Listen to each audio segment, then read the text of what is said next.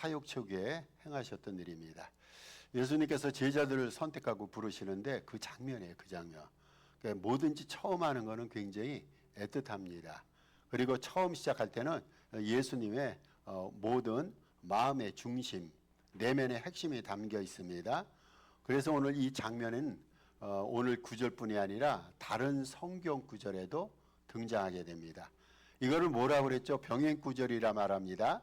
병행 구절이란 것은 성경에 나와 있어 어느 특정한 성경에 나와 있는데 이게 다른 성경 구절로도 나와 있는 것을 병행 구절이라 말합니다. 그래서 이 오늘 본문의 말씀은 오늘은 좀 세부적으로 기록이 되어 있습니다만은 마태복음에도 나와 있어요. 마태복음 4장 18절로 28절에도 이 내용이 나와 있어요. 그리고 마가복음에도 나와 있습니다. 마가복음에는 1장 16절서부터 18절에 나와 있어요. 그래서 누가복음, 마가복음, 그리고 오늘 여기 함께 읽는 마태복음, 이러한 모든 성경 구절들을 우리가 병행 구절이라 말합니다.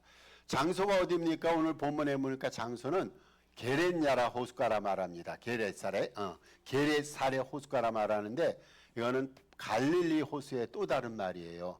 이스라엘 백성들은 그냥 갈릴리라 표현한 게 아니라 여러 단어를 가지고 그 호수를 표현하는데 오늘 본문에는 게넷사렛으로 표현이 되어 있어요. 갈릴리 호수를 말합니다. 그리고 예수님께서는 사실은 제자들을 이렇게 가르치실 때 제자들을 부르시고 선택하시기 앞서서 많은 무리들을 가르치십니다. 여러 사람들을 가르치고 그 가운데 제자들을 선택을 하십니다. 예수님께서 오늘 시몬이라는 사람 베드로를 말합니다. 베드로의 배에 오르셔서 배를 육지에서 조금 띄우게 하신 다음에 무리를 가르치십니다. 그러니까 강대상이 배가 되는 거예요. 이 배가 육지에서 조금 떨어져 있습니다.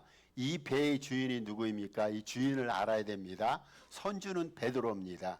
우리 주님께서 무리를 가르치시는데 베드로에게 요청하는 거예요. 베드로야, 내 배를 좀 빌려다오. 그래서 이 배를 강대상 삼아서 조금 육지에서 띄워서 바닷가에서 예수님이 가르치십니다. 육지에 무리들이 앉아 있는 거예요. 바다에서 예수님께서는 가르치신 다음에 이제 다 가르치셨어요.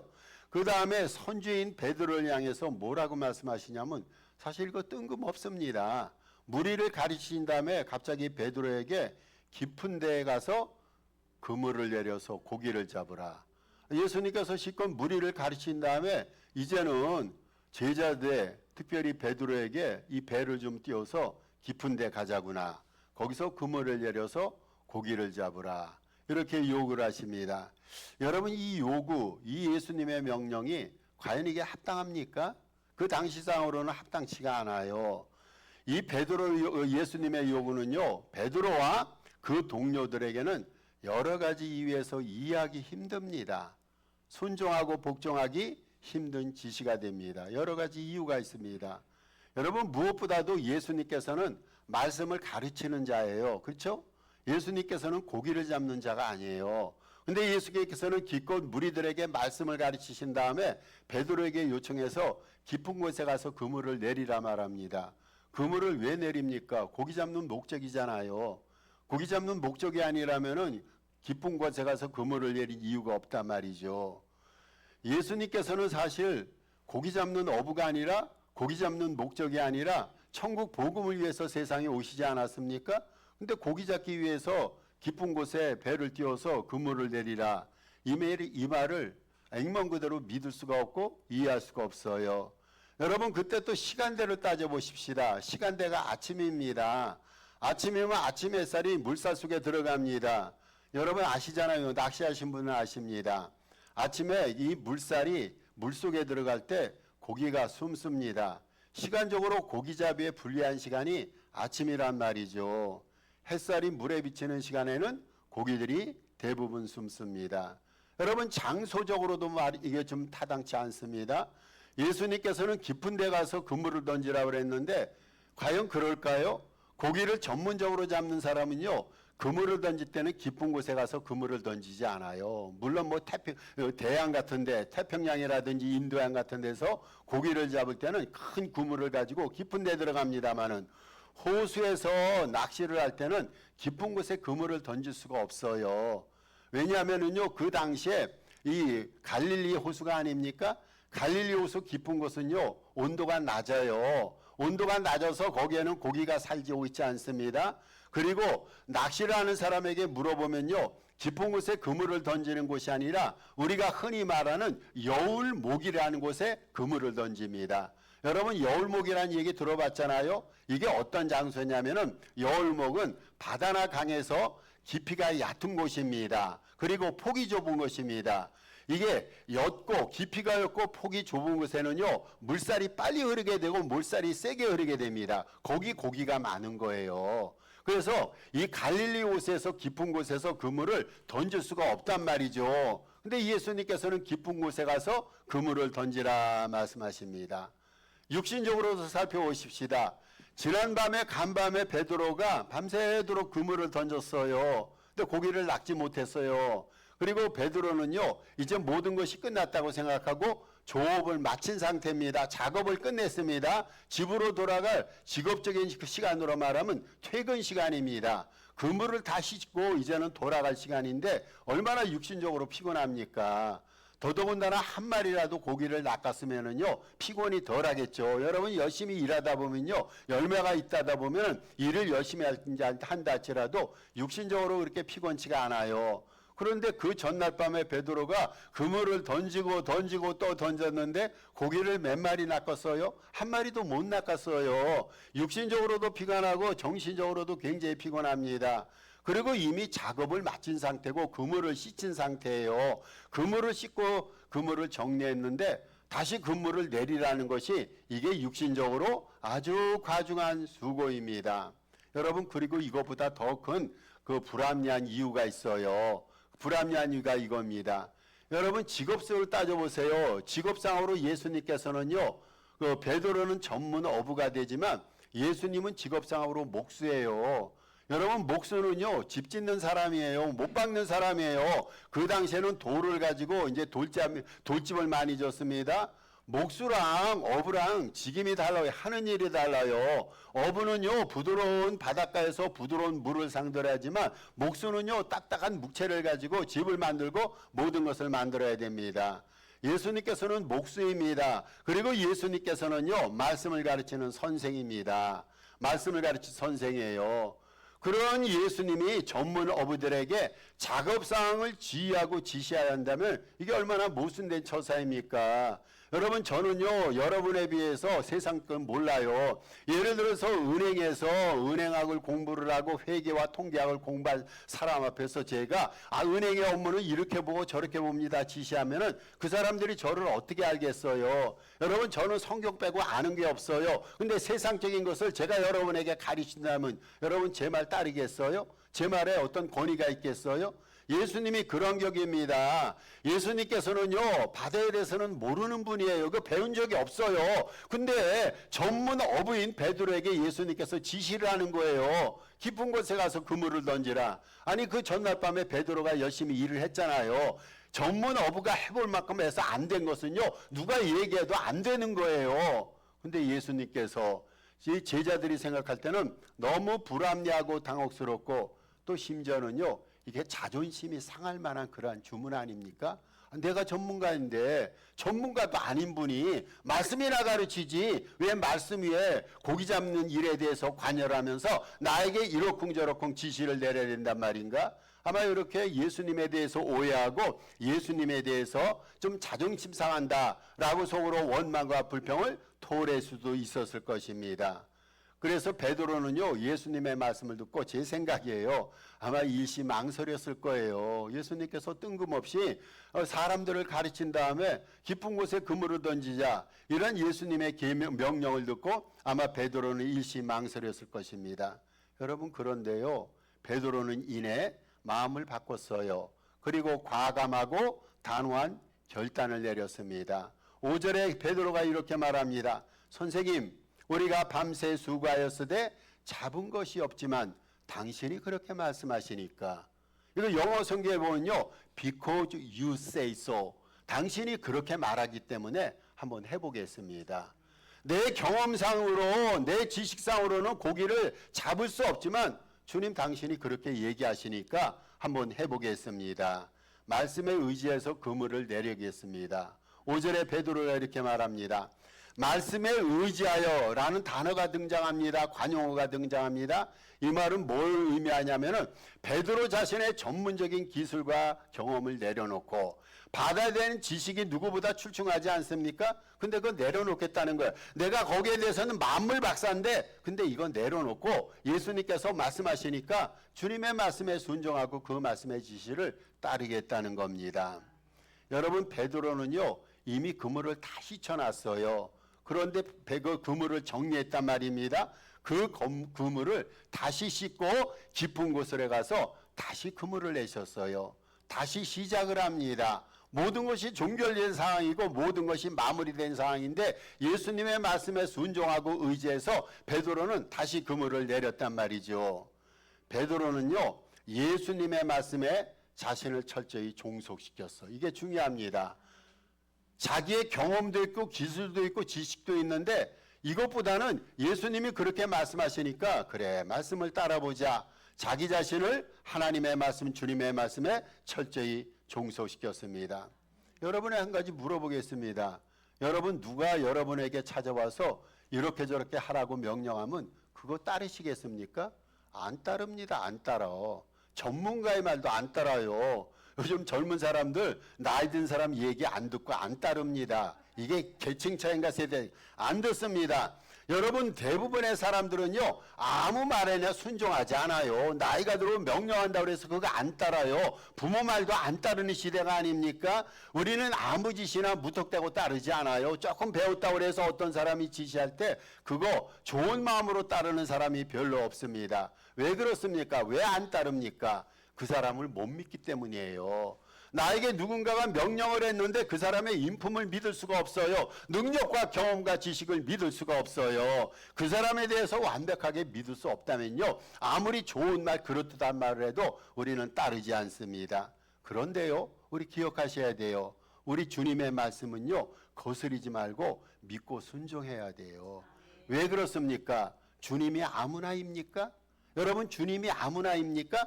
주님의 말씀이 보통 말씀입니까? 세상 사람들이 하는 말과 주님의 말이 비중과 가치가 똑같습니까? 다르잖아요. 우리가 주님을 다른 사람과 동일하게 생각하지 않아요. 주님에 대한 우리의 마음과 중심이 다른 사람을 향한 것과 다르단 말이죠. 주님은 아무나가 될 수가 없어요. 주님의 말씀은 아무런 말씀이 될 수가 없어요. 우리는 다른 사람의 말을 아무렇지 않게 소화하고 그냥 넘길 수가 있어요. 근데 주님의 말씀에 대해서는 그렇게 할 수가 없어요. 주님에 대해서는 아무나로 우리가 취급할 수 없단 말이죠. 우리는요 주님께서 말씀하시면 베드로처럼 그냥 순종하면 돼요. 그게 우리의 믿음이에요. 우리가 어떻게 전능하신 하나님의 뜻을 다 할 수 있을까요? 주님께서 일일이 우리에게 일깨워 주신다 할지라도 우리 다 이해하지 못해요. 여러분 성경 말씀 다 이해해요? 아니 그거 차치하고 설교 말씀 여러분 다 이해합니까? 다 이해 못해요. 하나님의 말씀 신학적인 용어 우리는 대충 듣고 이해하고 넘어가는 거예요. 사람 말도 이해하지 못하는데 어떻게 전지전능하신 비밀스러운 하나님의 말씀을 다 이해합니까? 그럼에도 불구하고 여러분 이해하는 것, 이해하고 못하는 것 상관없이 주님이 말씀하셨을 때 주님이 말씀하셨기 때문에 주님의 말씀에 의지해서 그냥 그렇게 순종하겠습니다. 따르겠습니다. 이런 것이 믿음의 우리의 해야 될 일이란 말이죠. 우리가 주님의 말씀에 순종할 수 있는 근거가 있어요.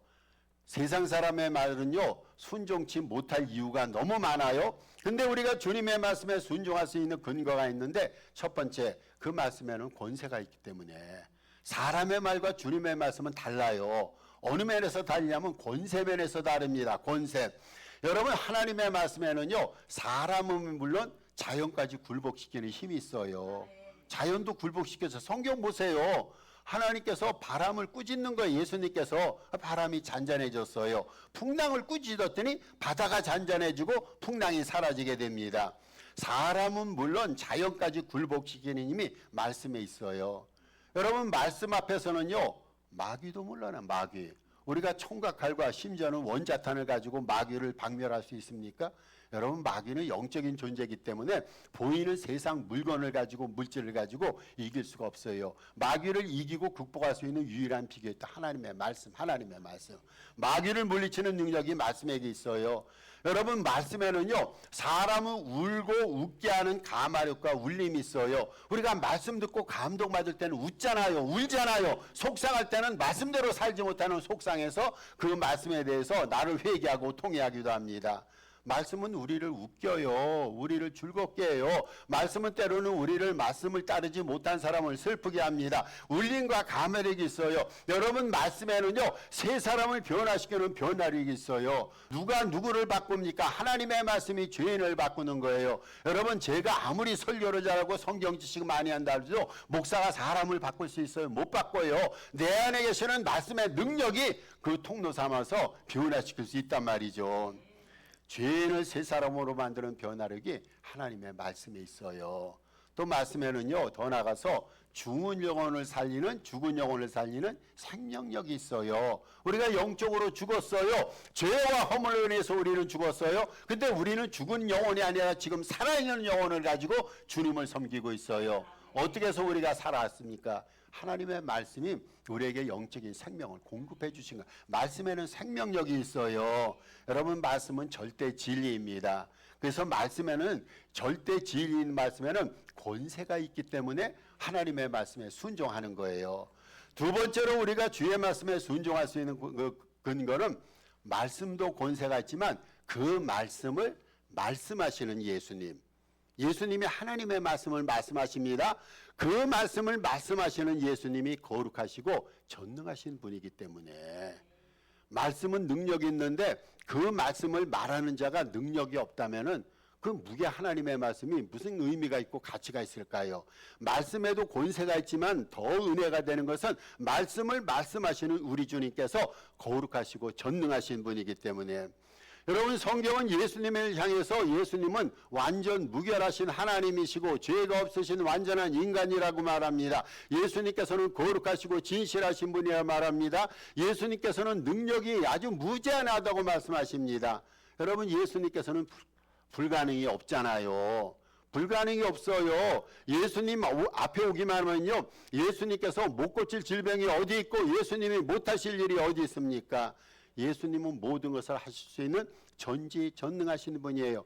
여러분, 베드로가 그걸 알았어요. 베드로는 예수님의 인품과 능력을 하나님의 그분의 말씀에서 확신한 거예요. 예수님께서 말씀하실 때 베드로에게 깨달음을, 영적인 깨달음, 야, 이분은 정말로 대단한 분이구나. 이렇게 말씀하시는 분의 인품이 대단하고 그분의 능력이 대단하구나. 하나님의 그 예수님의 말씀에서 예수님의 인품과 능력을 베드로는 깨달았어요. 그래서 그것을 의지해서 그물을 다시 내린 거예요. 예수님이 위대하신 분이고 예수님이 능력이 있으신 분입니다. 예수님이 위대하고 능력이니까 그분의 말씀도 당연히 그러합니다. 그래서 우리가 하나님의 말씀에 순종할 수밖에 없는 근거는 두 가지예요. 말씀에 권세가 있기 때문에, 그 말씀을 말씀하시는 예수님이 거룩하시고 전능하신 분이기 때문에. 그러면요,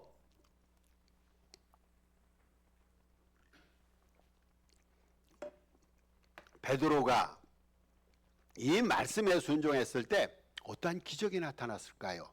예수님께서 불합리한 명령을 내리셨어요. 깊은 곳에 그물을 던지라. 그래서 베드로가 자존심 팍 꺾고 주님이 말씀하시기 때문에 한번 따르겠습니다. 그래서 주님의 말씀에 의지해서 그물을 깊은 곳에 내렸어요. 어떤 역사가 일어납니까? 그물이 찢어질 정도로, 놀랍습니다. 얼마큼 고기가 들어오면 그물이 찢어지는지 모르겠어요. 그물이 찢어질 정도로 많은 고기가 잡히는 기적을 체험했다고 말합니다. 그 전날에는 어떠한 역사가 한 마리도 고기 못 잡았어요. 전문가인 베드로와 그 동료들이 그물을 던지고 밤새도록 낚시를 했는데 한 마리도 못 낚았는데, 예수님께서 그렇게 얘기하셔서 그 명령에 순종하고 따르다 보니까 그물이 찢어질 정도로 고기가 많이 잡혔단 말이죠. 모두가 다 깜짝 놀란 거예요. 베드로도 깜짝 놀라. 사실 베드로가 이것을 크게 기대했는지 모르겠어요. 베드로도 깜짝 놀랐고 그 동료들도 깜짝 놀랐어요. 근데 더 놀라운 것은요, 그 기적의 혜택이 있잖아요. 그물이 찢어지는 기적의 혜택이 베드로뿐이 아니라 그 동료들에게도 함께 임했다는 거예요. 베드로가 자기의 배에만 고기를 가득 채우기에는 너무 고기가 많은 거예요. 그러니까 동료들도 오게 해서 자기 배에 가득 찬 그 고기들을 옮기시는 거예요. 여러분, 더불어 축복을 누리잖아요. 더불어 순종하여 그물을 내린 베드로 덕분에 동료들도 함께 혜택을 누린 거예요. 여러분, 기적이요, 나 한 사람에게 나타난 것이 아니라 내 동료에게도 함께 동반해서 나타납니다. 이게 예수님의 역사예요. 예수님은요, 째째하게 한 사람에게만 복을 주시는 사람이 아니에요. 우리가 주님의 말씀에 순종하면요, 낙가닥입니다. 내가 순종하면 내 가족이 복을 받고 내 교회가 복을 누릴 수 있다는 거예요. 이게 주님의 축복이에요. 주님의 축복은요, 우리의 기대와 상상을 초월합니다. 나부터 시된 주님의 축복이 전염이 되는 거예요. 베드로 고기뿐 아니라 동료의 배에도 고기가 가득 찼습니다. 주변인과 함께 더불어 복을 누리는 것, 이것이 말씀이 가져주는 축복의 실체입니다. 여러분, 내가 말씀에 순종하잖아요. 그러면 내가 순종한 그 덕가닥에 주변 사람들도 축복의 은혜에 동참할 수 있단 말이죠. 근데 사단은 그렇지 않잖아요. 여러분, 사단은요, 이렇게 우리에게 속삭여요. 혼자 성공하라는 겁니다. 다른 사람 일정 관여하지 말고 너 혼자 성공해야 돼. 너 혼자 출세해야 돼. 이기적인 욕망을 사단은 부추깁니다. 그리고 이 사단은요, 사람들 사이에 이간질을 합니다. 이간질. 여러분, 제일 못된 버릇 가운데 하나가 이간질. 우리 이간질해서는 안 돼요. 이간질해서 사람과 사람 사이를 멀어지게 하고 하나님과 사람 사이를 멀어지게 하고, 절대 예수 믿는 사람들은 이간질해서 안 돼요. 마귀는 이간질해요. 여러분, 우리가 마귀의 농약에 마귀의 괴계에 녹아나면요, 사람이 싫어지고 사람에 대해서 안 좋은 얘기를 계속하는 거예요.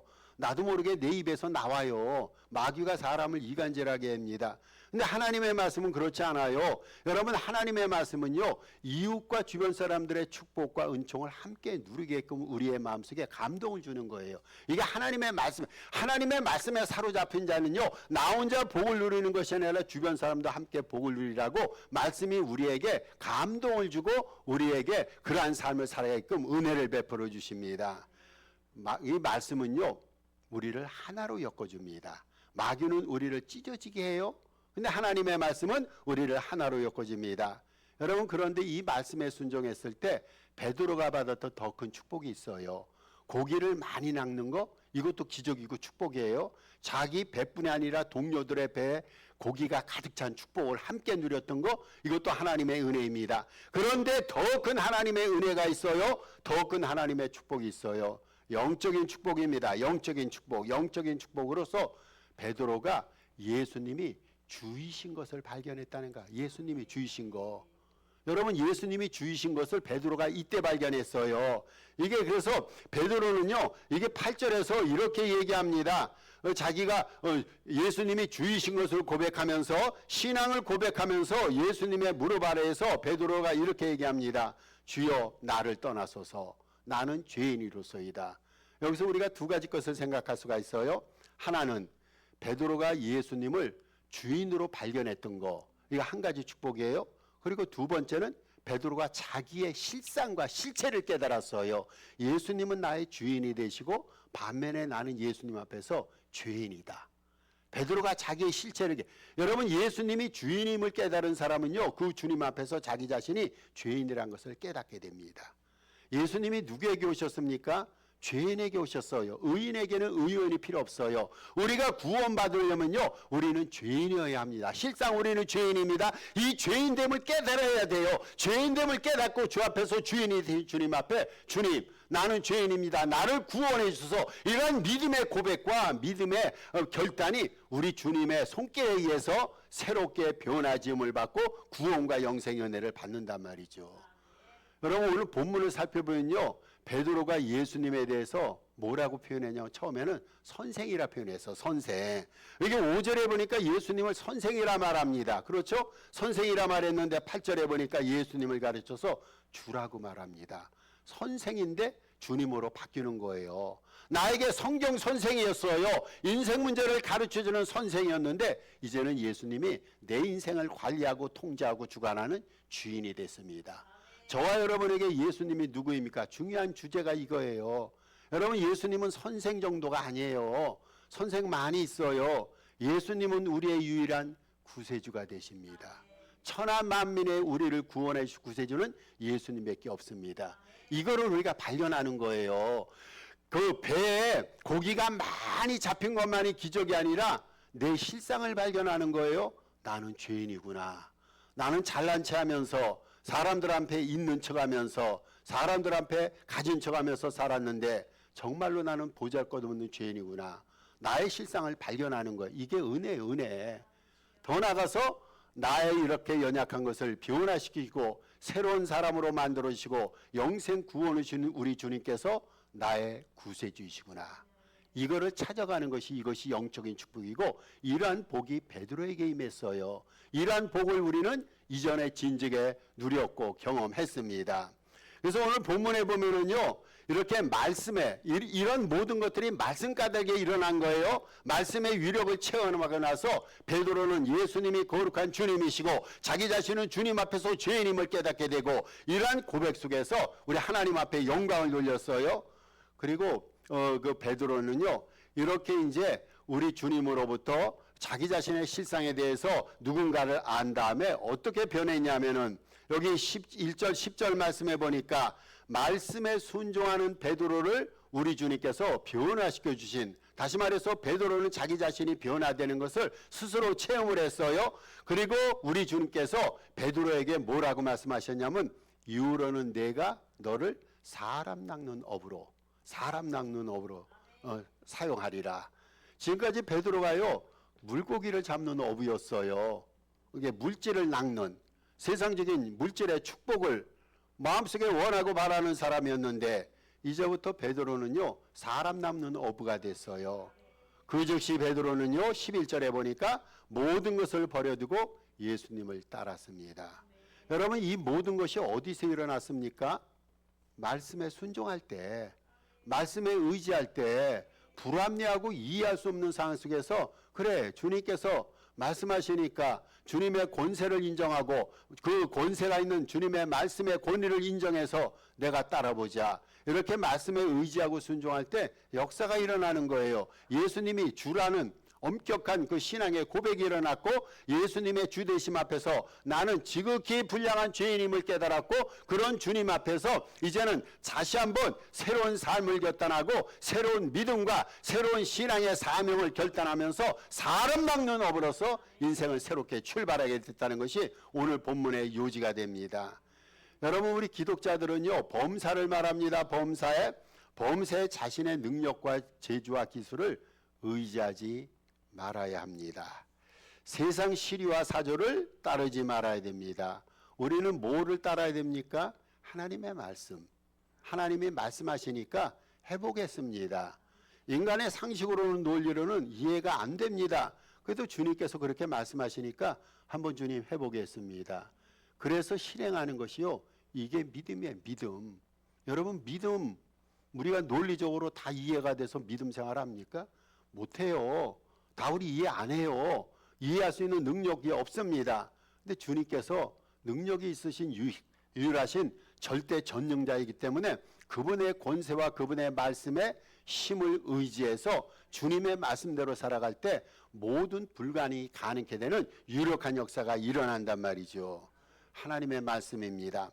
그래서 무디라는 사람이 이런 믿음이란 것은요, 예수님이 거룩한 주님이시고 자신은 죄인임을 깨닫고 주님으로부터 죄 씻음을 받아 구원을 얻는다는 것을 확신하는 것이다. 여러분, 이게 믿음인데요, 이 믿음을 가능케 하는 것이 뭐라고요?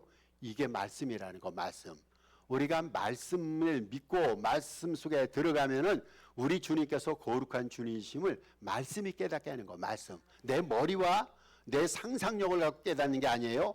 여러분, 우리가 말씀 속에 들어가면요, 말씀이 내 자신이 죄인임을 깨닫게 합니다. 그리고 주님으로부터 죄심 받아 구원 얻는 것을 말씀이 확신시키는 거예요.